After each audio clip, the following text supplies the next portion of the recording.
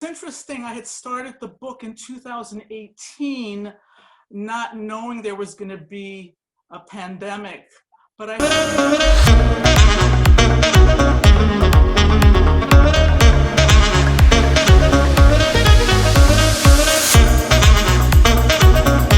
Hello, my beautiful ladies. It's Greta Bereisaite here, mindset and business coach. And today I am with beautiful Dani LaRoche.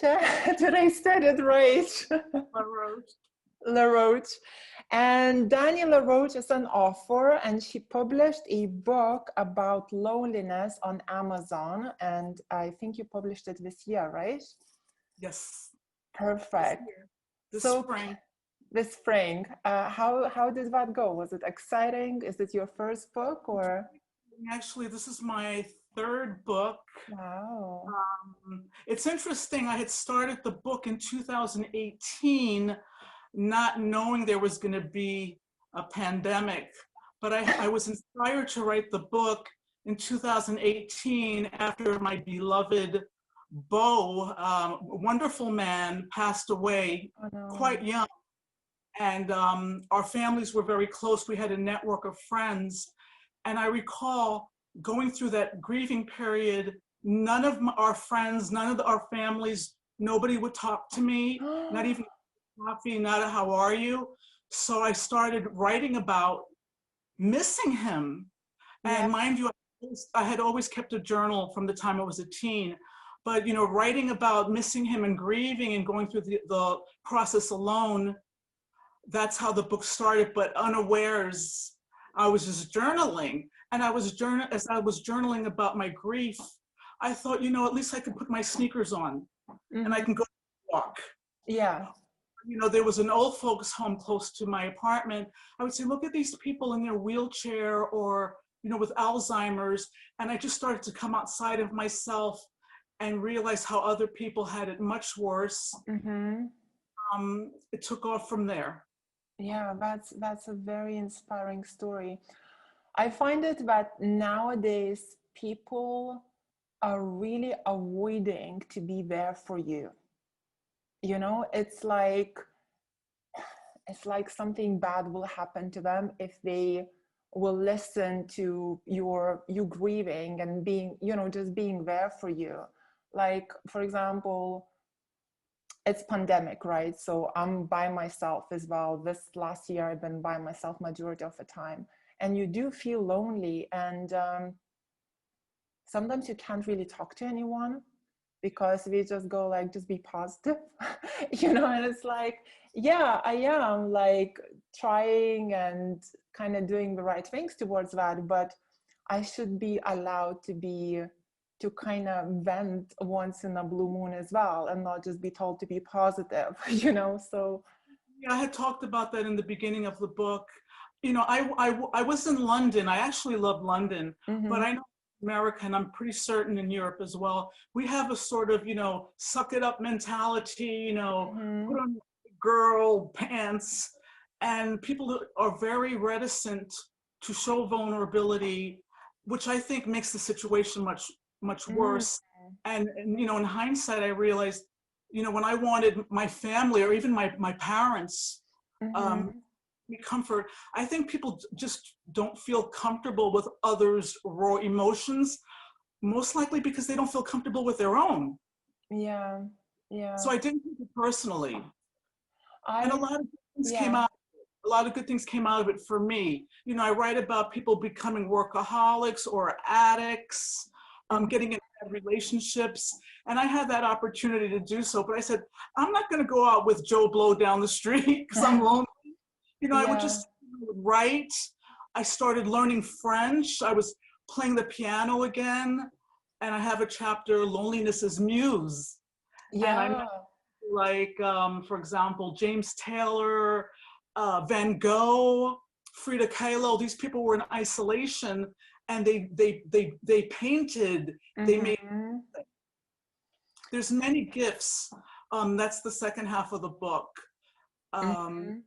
This, you know, and I say that we don't always choose loneliness. Loneliness often chooses us. Doable if you don't judge it and think, oh, wow, how can this be? And you just say, okay, I'm in this situation. There's nobody around. How can I make the most of it? Mm-hmm. Case, I reached out to other people. I visited the nursing home. You know, when I was in a church a couple weeks ago, there was a really interesting thing a priest said. We all carry our own cross, right?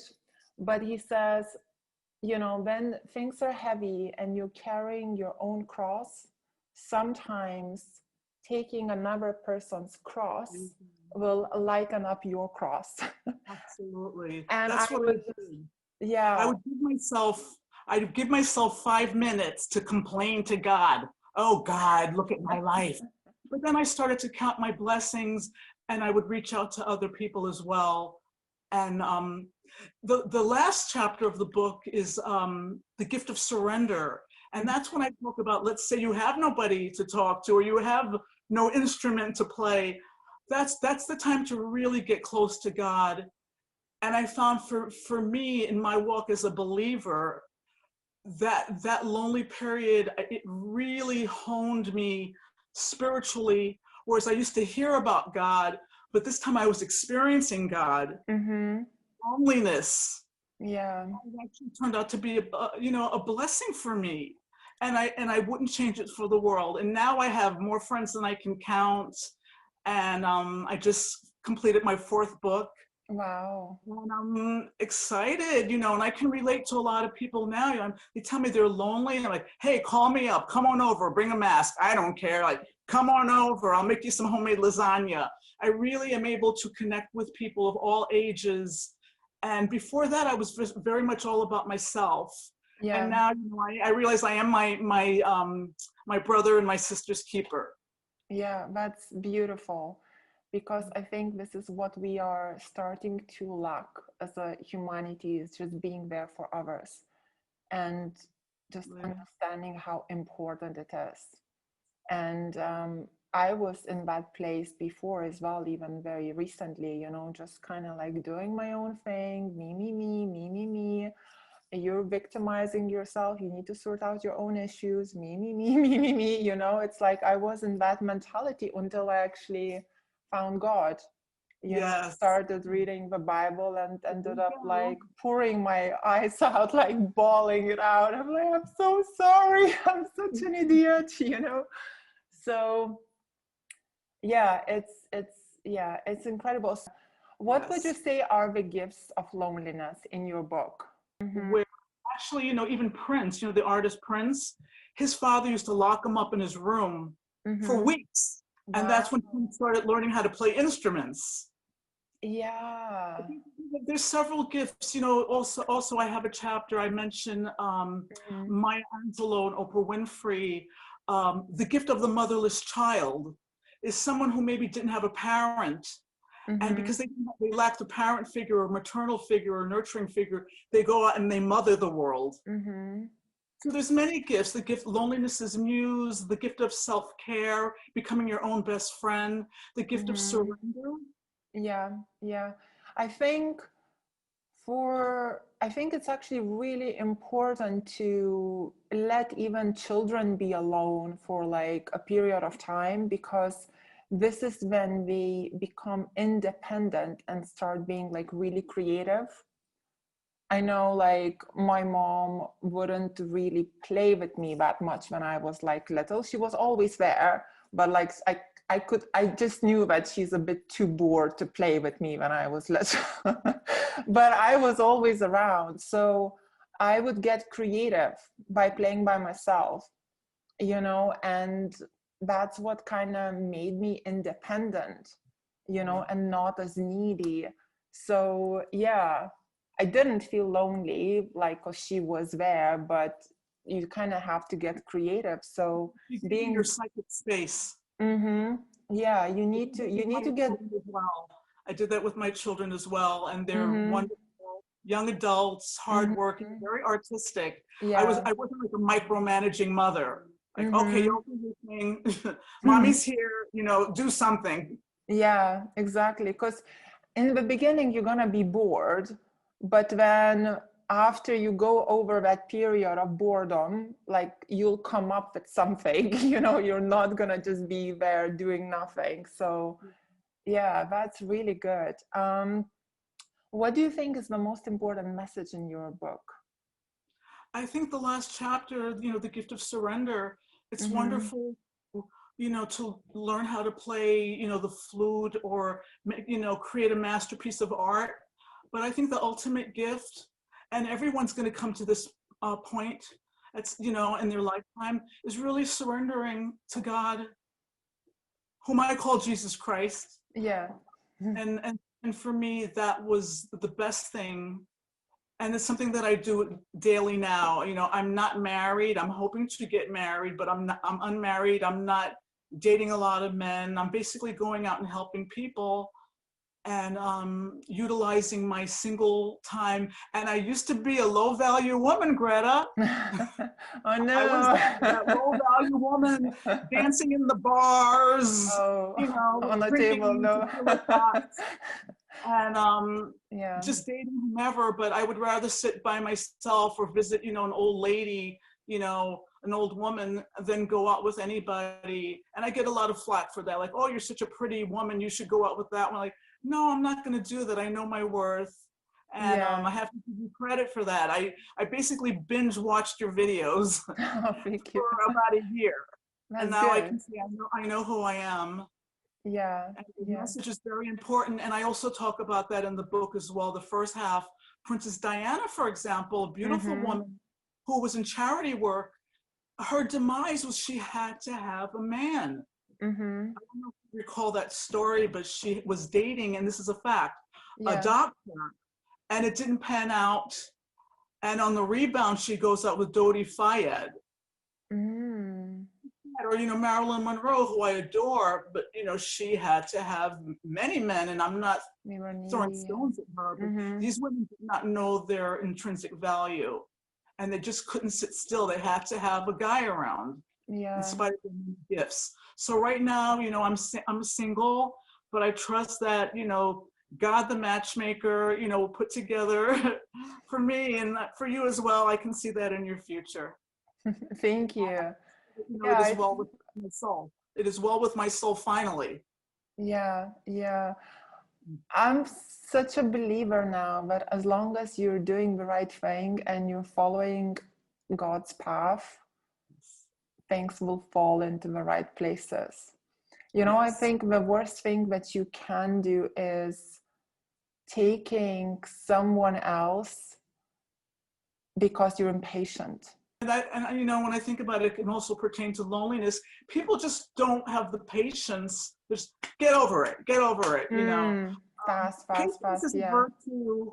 Patience is a virtue. It's also one of the gifts, one of the fruits of the Spirit of God is patience. Like, I don't like that one. But I'm like, okay, now, God, give me patience. Give me the thinking to align myself with what you're doing and not run ahead. Run ahead. To move when he says move, and to sit still when he says to sit still. Patience is maturity. I think patience, discipline, it's all maturity. Like when you go too fast, that's when you make mistakes. It's better to go slow and steady. That lesson the hard way, dating very violent, toxic men, because I couldn't still. Goes for men as well. So I'm in a good place. I'm very focused on the writing, and I'm also, like you, I'm mentoring a couple of women, one in Poland. Amazing. Young girl, 20. I'm telling find your calling. Like, forget about obsessing over this guy who doesn't, who's being flaky.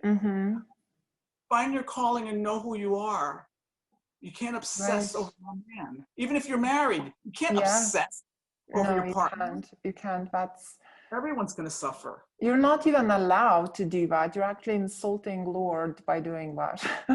Because you're not putting God first, right? We have a tendency to make idols of people. Lose. Yeah, exactly. So what is your new book about? Oh, wow. It's intense.